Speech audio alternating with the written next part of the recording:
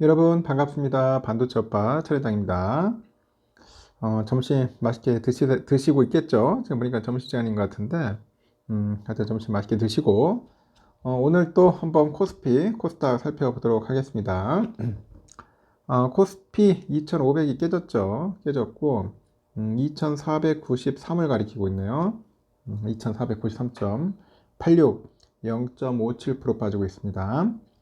오늘 개인들이 한 2200억 정도 매수해요. 그 외국인하고 기관들은 현재 매도하고 있습니다. 외국인이 1452억, 기관이 827억 매도하고 있습니다.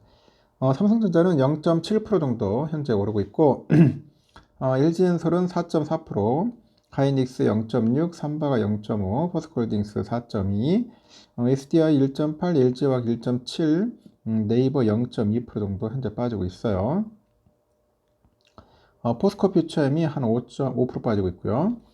KB금융 0.8% 빠지고 있습니다. 오늘은 그나마 차 섹터가 좀 괜찮은 것 같고 2차 전지 섹터가 좀 많이 무너지네요. 보니까 생각으로 2차 전지 섹터가 좀 많이 무너지는 그런 모습을 보이고 있습니다. 코스닥은 845.56, 1.38%. 야, 코스닥 계속 무너지네요. 개인들이 1735억 정도 매수하는데 외국인하고 기관들은 현재 사고 있습니다. 팔고 있어요. 외인들이 한 1170억 정도 매도하고 있습니다. 에코프로 BM 7.3% 거의 흘러내리고 있고요. 에코프로 4.9, 포스코 DX 0.1, LNF 2.6, HLB 1.4, 레인보우 롭틱스 4%, 그리고 펄어비스 0.2, 셀트리온제약 1.3, 루닛이 6.4% 정도 빠지고 있습니다. 이 와중에 또 오르는 게 있어요. 보니까 JYP가 7.68, SM 2.7% 오르고 있습니다. 엔터주가 강세를 보이고 있네요. 엔터주가 상당히 좀 애매모호한 그런 흐름을 좀 보이고 있는 것 같습니다. 참 신기합니다. 신기해. 미국 증시는 9월이 1년 중 수익률이 최악이라는 그런 역사적인 통계에 걸맞게 하락세를 이어가고 있고 지난주 미국 증시는 S&P 500 지수가 2.9%, 나스닥이 3.6% 떨어졌는데 다우지수는 1.9% 내려갔습니다. 3대 지수 모두 지난 22일까지 4거래일째 약세를 이어갔어요. 이로써 9월 들어서 S&P 500은 4% 떨어졌고 나스닥은 5% 이상 급락을 합니다. 다우지수는 한 2% 정도 그냥 내려갔죠.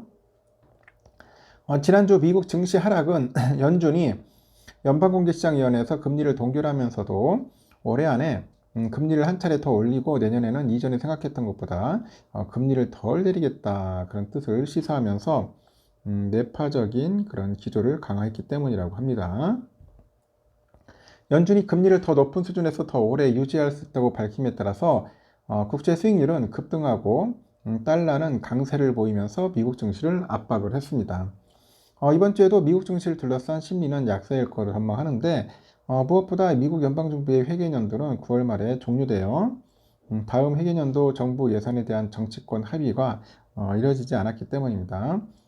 다음 회계연도에 정부 예산안이 확정되지 않으면 각 정부 부처 지출이 중단이 돼서 정부 기능이 셧다운됩니다.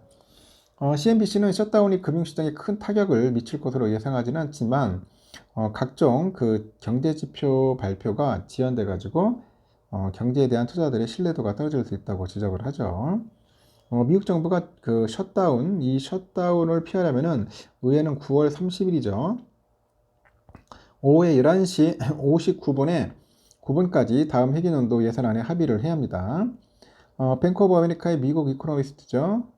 이코노미스트가 그 정부 셧다운이 한 달 이상 지속이 되면은 연준은 경제 활동과 물가 압력에 대한 지표를 정확히 파악할 수가 없어서 깜깜이인 채로 11월 또 FOMC를 개최해서 금리를 결정해야 할 겁니다. 깜깜이로.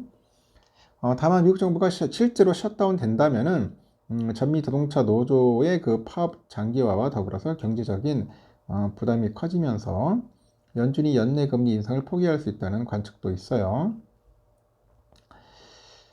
그래서 하여튼 요즘 다양한 그런 투자 책임자들이 이야기를 많이 하는데 이런 얘기도 하네. 정부 셧다운과 UAW 파업은 특히 고용지표의 변동성을 키울 수 있다. 연준이 금리 인하를 서두르지 않는 데 초점을 맞추고 있기 때문에 11월 더 나아가 12월에 FOMC에도 금리를 올리지 않을 수 있다. 그런 이야기도 하고 있고, 금리를 더 올리지 않고 금리를 현재 수준에서 더 오래 유지할 가능성이 있다는 전망입니다.